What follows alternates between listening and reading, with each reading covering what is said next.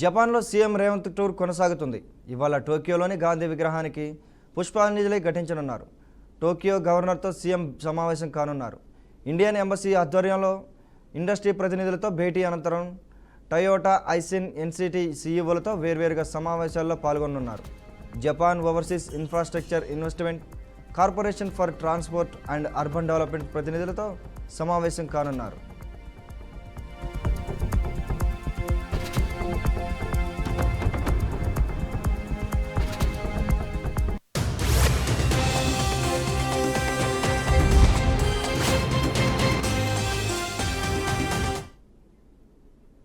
ఏపీలో mega DSC అభ్యర్థులకు రాష్ట్ర ప్రభుత్వం గుడ్ న్యూస్ తెలిపింది.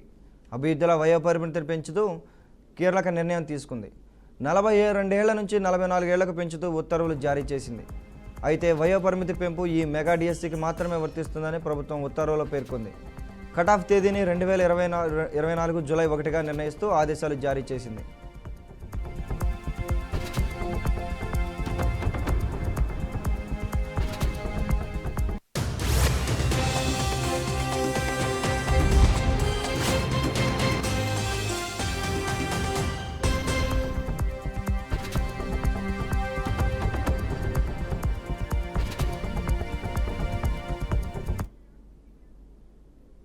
అమెరికాలో మరోసారి కాల్పుల మోత మోగింది. ఫ్లోరిడా స్టేట్ యూనివర్సిటీలో సాయుధుడు కాల్పులకు తెగబడ్డాడు. ఈ ఘటనలో పలువురు గాయపడ్డారు.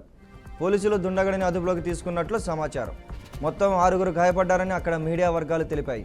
వారిలో ఒకరి పరిస్థితి విషమంగా ఉన్నట్లు సమాచారం. కాల్పుల ఘటనతో పోలీసులు ఆ ప్రాంతాన్ని తమ ఆధీనంలోకి తీసుకున్నారు. సురక్షిత ప్రాంతాల్లో తలదాచుకోవాలని విద్యార్థులు స్టాఫ్ను అలర్ట్ చేశారు. అధ్యక్షుడు ట్రంప్నకు ఈ విషయాన్ని అధికారులు చేరవేశారు. ఈ ఘటనలో యూనివర్సిటీలో జరగాల్సిన పలు స్పోర్ట్స్ ఈవెంట్స్ను రద్దు చేశారు.